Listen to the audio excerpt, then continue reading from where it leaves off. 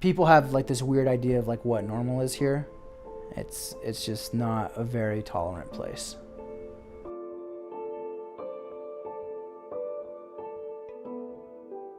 People that live really close to the epicenter of the church, that live in Utah, what they have a hard time doing is saying like, this is a belief that I hold because of my surroundings, not because of my God. I feel like the closer you get to the epicenter of a religion, the more likely it'll change. My name is Mark Gordon. I'm a member of the Church of Jesus Christ of Latter-day Saints. I've been a member since I was born. My name is Tess Gordon. Originally, I'm from Los Angeles, California. I'm from a suburb just east of Los Angeles. I felt more pride in my membership in California. It was a point of my personality that made me unique and made me different. In Utah, that's not a defining trait about yourself. I think the culture is really different in Utah. In California, there's less members of the Latter-day Saints. There's less LDS people there, and it was almost better when I was in Los Angeles because I got to choose the way I wanted to live as opposed to it just being expected of me. And then in Utah, it's just assumed that people, I guess in Utah County specifically, it's assumed that people you're with are members of the church. So there's no compartment of your life here where religion is not thrust into it entirely. If you don't conform, then you don't really get the social aspect of Utah. I don't think there's any benefit to having like everyone you meet be a member of the church. And every aspect of your life is benefited by diversity of thought, diversity of who you communicate with, of background diversity, all these things, right? And so you go to church, or you just go to school, or you go to work, and every discussion you have there's like the one school of thought, right? There's no one's getting better from that.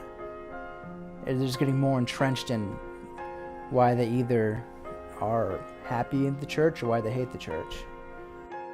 I feel like the expectations that are set in Utah that aren't met happen so often with like if people have different political views.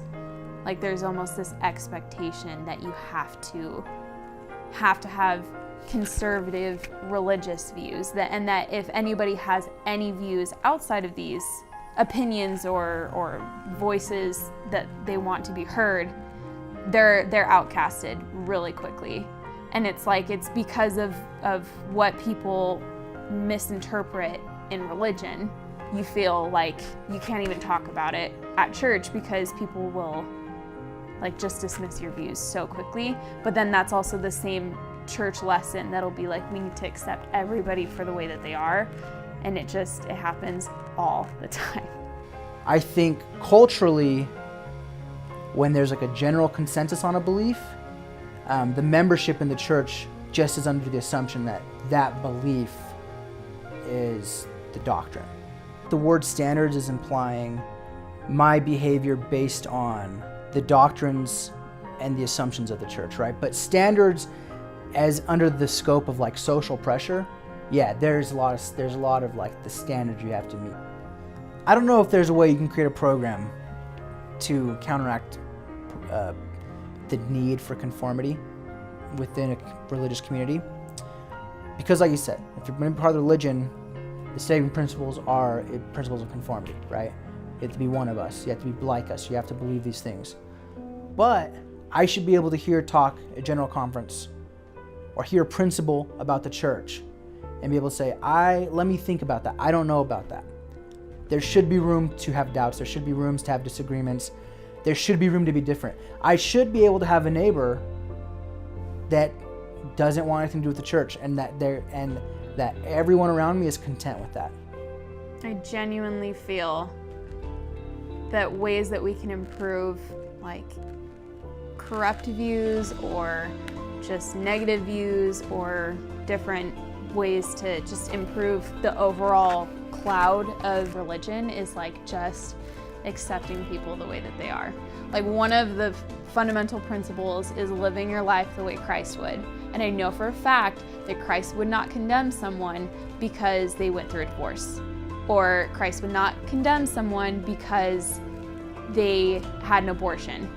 Or they wouldn't judge someone because they didn't go on a mission, or because they got married too young and then had, a baby, or, like just all these different things. And I feel like if people just stopped judging people, we could live in a better life.